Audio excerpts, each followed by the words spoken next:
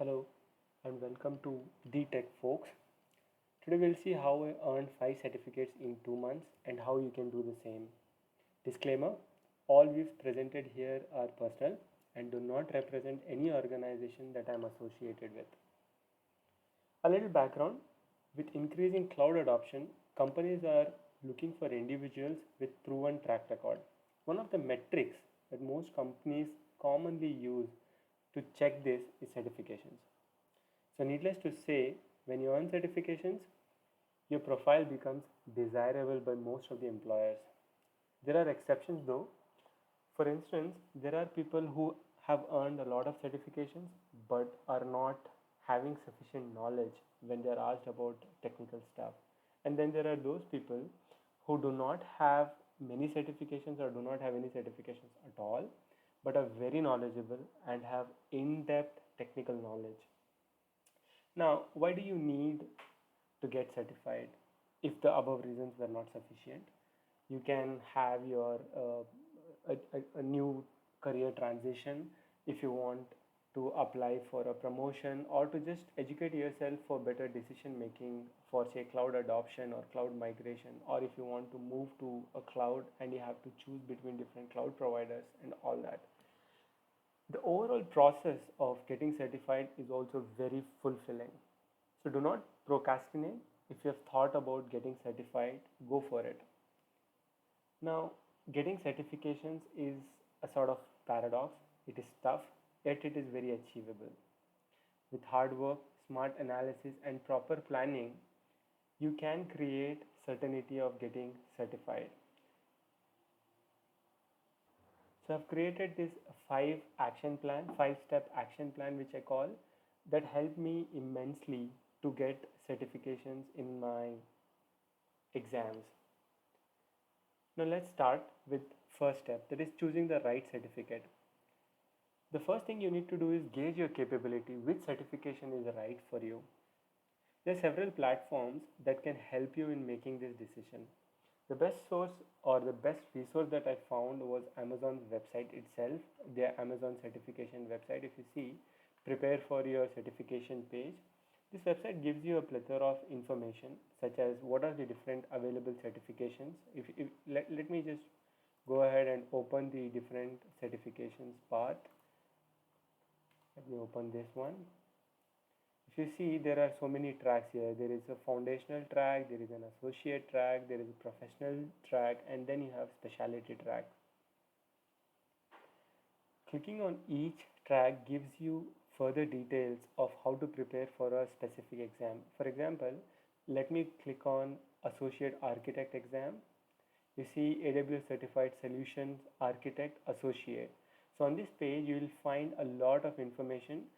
Let's go directly to the exam details. You'll find here what is your exam format. Is it multiple choice, multiple answer? What is the type of the exam? Like we saw in the previous page, whether it is fundamental, associate, professional, or specialty. This exam is your associate exam. And what are the delivery methods available? You can either take it up from your home or you can go to an exam center and give your exam there. What is the duration of your exam? This associate exam is 130 minutes and it costs you 150 USD.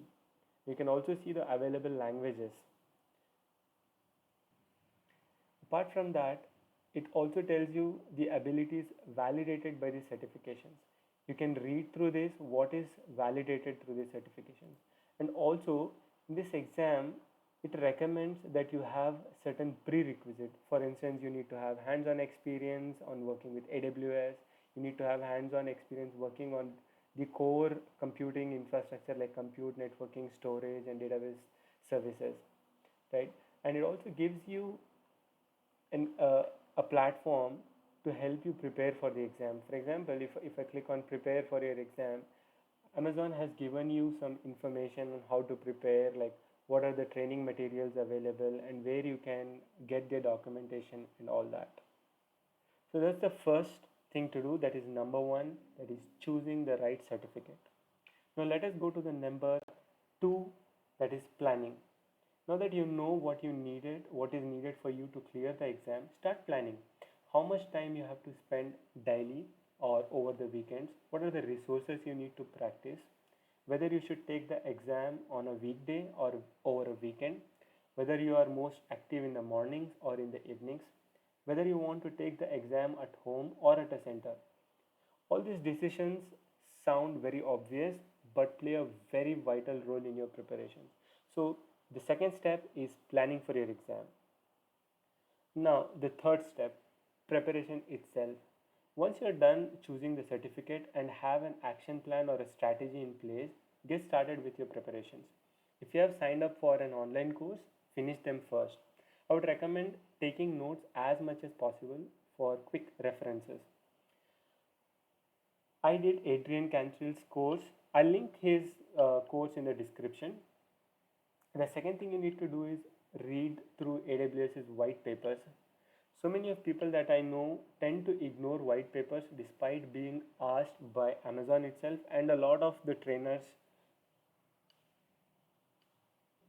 Make a quick reference guide to each services function. For instance, what does AWS Shield do? How many tiers of AWS Shields are there, etc.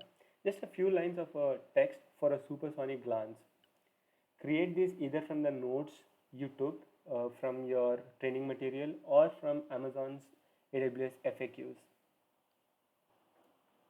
There are two most important things that you'll also find on this exam page, that is your exam guide and the sample question papers.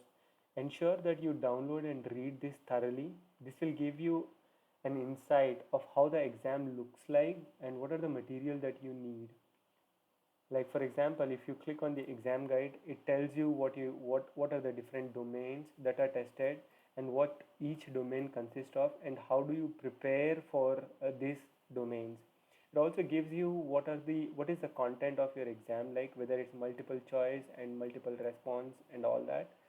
It gives you, again, like I said earlier, the recommended knowledge, right? So ensure you read through the exam guide and just have a quick glance of the sample questions.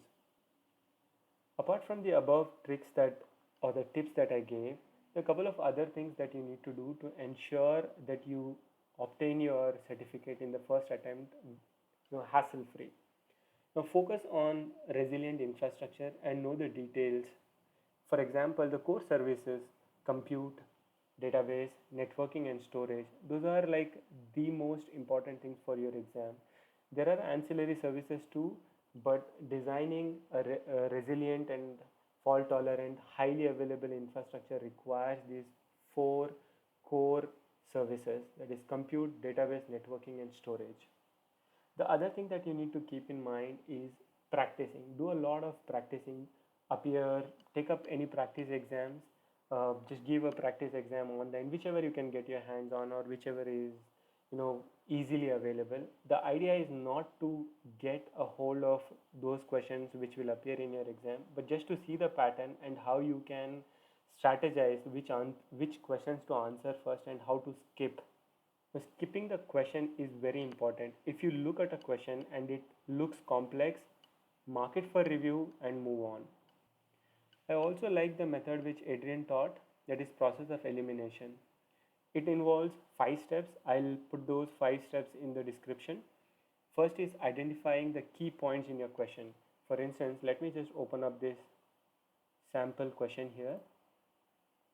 If it says a CRM blah blah blah, you need to identify what is the question basically asking you to do, right? You need to identify the key points in the question.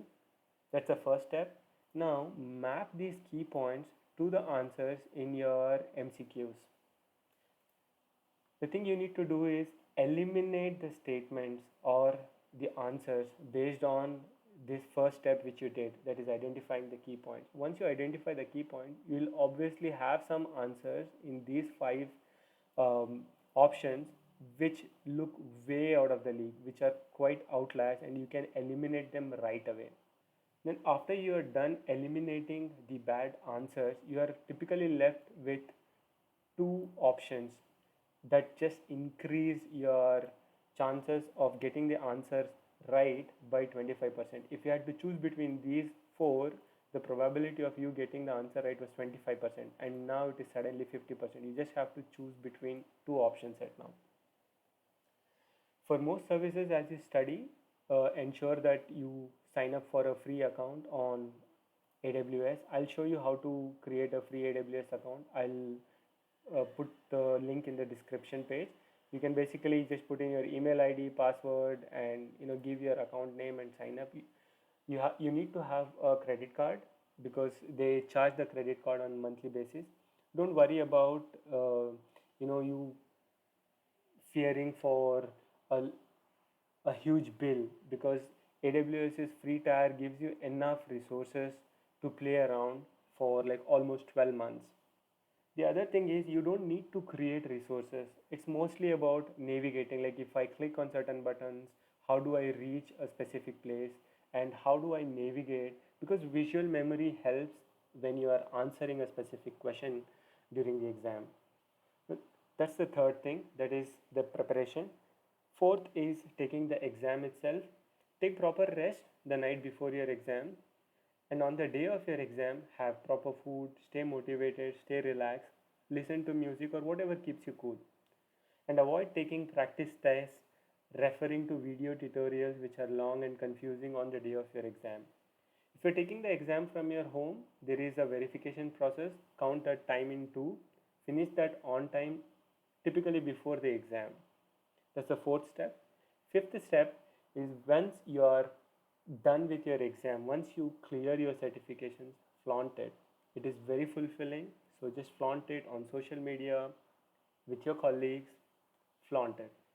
I hope these tips would help you in getting your certifications in the quickest way, or rather in less troublesome ways.